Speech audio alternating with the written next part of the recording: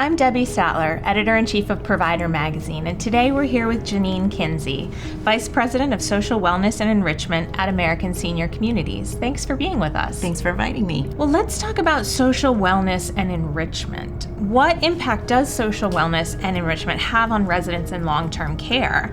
And where are we now in terms of social wellness?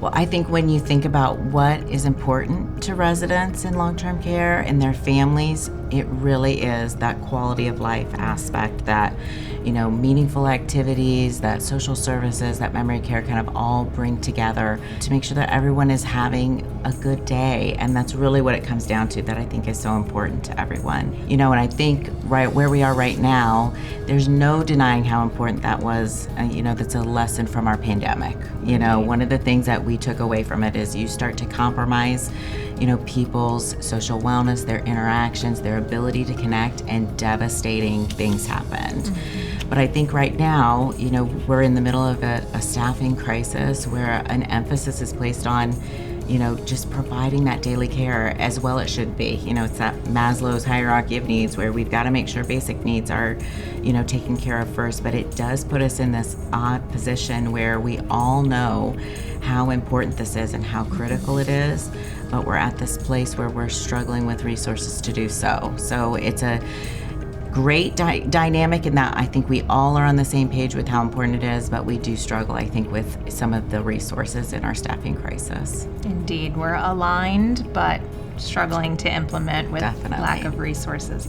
Well, you've done a recent pilot program that's very interesting. Tell us about this program that uses technology to address loneliness and isolation. Yeah, so we were so fortunate to be awarded a grant from CMS, and it is for 15 of our skilled nursing facilities. So it uses virtual reality. The residents use the virtual reality while our staff members have a tablet that kind of mirrors that experience.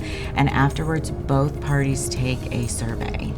And the survey asked them about, how happy they were, how isolated they felt, the connection they had with, the employee. And the results, I think, surprised all of us. 88% of the residents said they felt less socially isolated. Wow.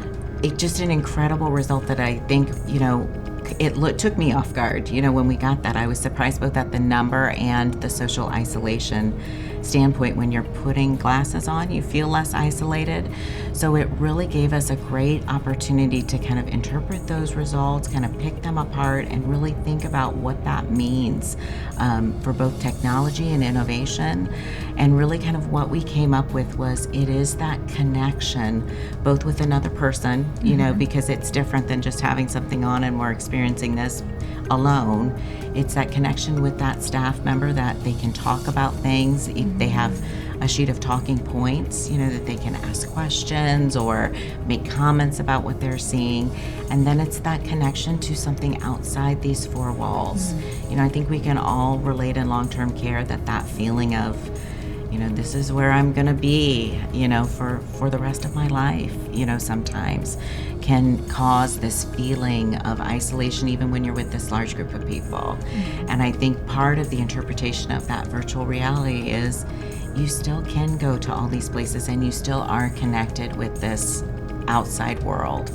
Well, those are results that you really can't argue with. How encouraging. Yes, it's exciting. Well, how does addressing loneliness and isolation help providers, especially with technology? What are the benefits and maybe some of the challenges? So one thing is social isolation affects literally the entire being. So, for providers, things to think about is people are 50% more likely to get dementia if they're socially isolated. It affects people's quality of life and happiness. And then there's a huge impact on general health.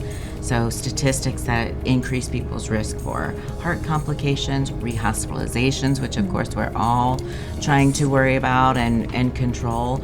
So I think for providers, one thing to remember is that as we're really trying to focus on all these clinical outcomes and clinical results, one thing that is at the center of all of this is a resident's feeling of connection and isolation.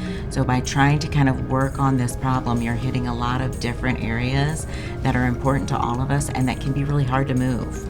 People's physical health, can be really challenging to try to impact, but we can make meaningful impacts with this feeling of isolation. And with technology being incorporated, what a great innovation in that space. Well, how does social wellness impact the quality improvement processes for facilities and providers? So when I think about social wellness and quality improvement, they're a tool for almost all of these processes. And so I think what happens sometimes is they get left out of some of those conversations that they could be really impactful in. The quality improvement with falls, I think we all are trying to figure out, especially how we can keep people from falling, but also not get hurt. And you think about how engagement and meaningful engagement plays into that. It's one of the primary things that you can do, with helping people be supervised, helping people be engaged. Certainly when you start talking about behavior management, that's a huge quality improvement aspect. That's the number one thing. People who are meaningfully engaged, don't have as many behaviors. So I look at that as quality improvement, as they are just a tool for literally everything within our skilled nursing facilities that can help achieve a goal.